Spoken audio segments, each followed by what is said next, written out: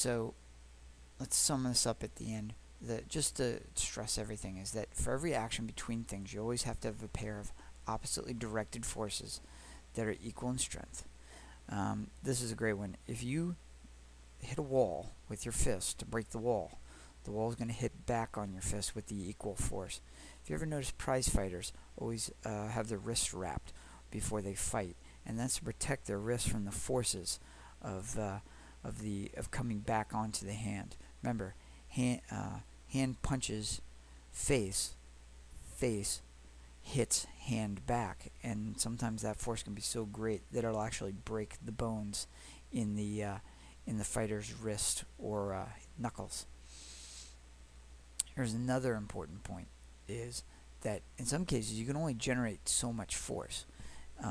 If piece of paper, if a prize fighter tried to punch a piece of paper in midair, the paper could not strike. It could not generate a force backwards of any real significance because it's just not big enough to generate the force. So the paper is not capable of generating a reaction force that's all that powerful. Therefore, the fighter can only hit it with so much strength.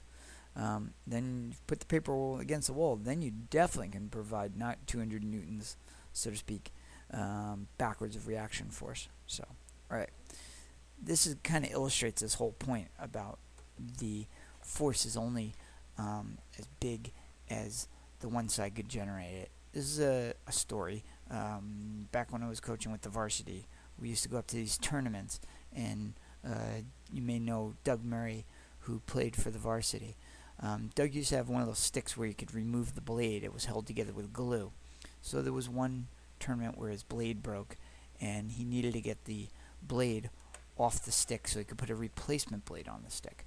So Doug got out the heat gun. He heats up the stick to melt the glue, and he pulls on one end. And he asked me to pull on the other end, and he ended up just pulling me across the floor because he was so strong. Doug was 6 foot. Even back then, he was 6'3", 200 pounds. The point of it is that I was not capable of pulling back hard enough on the stick to pull the blade out of the shaft of the stick. It didn't matter that Doug was the strongest guy in the world. What limited us being able to pull that out was my strength. We ended up having to get another guy, and me and the other guy pulled back on the stick, and we were able to generate enough force to pull on the stick, and Doug grabbed the blade and pulled the blade out. So these are just kind of some silly things that he throws in there, just about touching gently and people being touched and without being touched. But so, all right. So one of the things I always what must occur in every interaction between, there is always a pair of oppositely directed forces that are equal in strength. Remember, they both sides of it have to be able to generate the same strength in it, or the forces cannot. It's limited by who generates the least amount of force.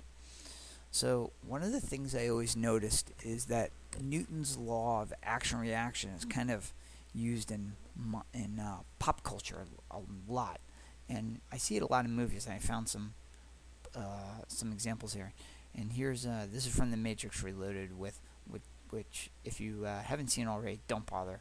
Just see the first movie. This one was just awful, and so was the third. That one was even worse. What a disappointment. Anyways, this character right here, he has a line where he says, he actually says here, you see, there's only one constant, one universal. It is the only real truth, causality, action-reaction, cause and effect. And that was kind of I don't know whether it's a misuse of Newton's third law, but there's action-reaction. This is a movie I haven't seen, Final Destination 3, and here he's talking about, he actually mentions Newton's third law of motion. So this character, Ian McKinley, says, okay, let's go with what you guys are saying. Let's just say you know that death does have a conscious plan and it's been set into motion. Great. So Newton's third law of motion, and while I'm looking, I'm just guessing that it goes for death too. When he's working in our world, Newton says that every action has an equal and opposite reaction. So that means if death has taken action, so can we. and that action may thwart death's intent. Of course, Newton didn't say action reaction. He said force. For every force, there's an equal and opposite force.